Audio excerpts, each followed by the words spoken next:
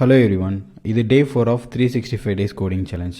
So இந்த problem என்ன அப்படின்னா, ஒரு நம்பர் இன்புட்டாக கொடுப்பாங்க. அந்த நம்பர் ஆம்ஸ்ட்ராங் நம்பரா இல்லையான்னு கண்டுபிடிச்சி சொல்லணும். ஸோ ஃபஸ்ட்டு ஆம்ஸ்ட்ராங் நம்பர்னால் என்னென்னு பார்க்கலாம். ஸோ இப்போ இந்த இடத்துல 153ன்னு ஒரு நம்பர் இருக்குது. ஸோ இதில் வந்து பார்த்திங்கன்னா டோட்டல் 3 டிஜிட்ஸ் இருக்குது.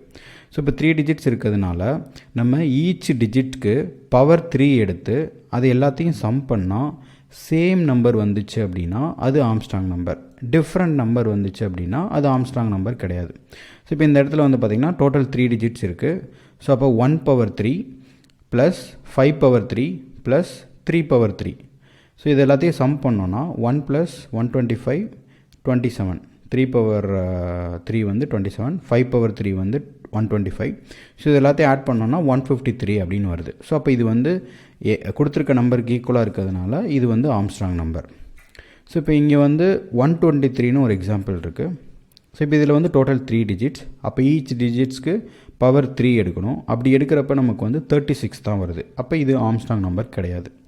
ஸோ இப்போ 4 டிஜிட்ஸில் ஒரு எக்ஸாம்பிள் இங்கே நான் கொடுத்துருக்கேன். ஸோ இதில் வந்து டோட்டல் 4 டிஜிட்ஸ் இருக்குது. அப்போ ஈச் டிஜிட்ஸ்க்கு பவர் 4 எடுக்கணும். பவர் 4 எடுத்து எல்லாத்தையும் சம் பண்ணோம் அப்படின்னா சேம் நம்பர் வந்துச்சுன்னா அது ஆம்ஸ்ட்ராங் நம்பர்.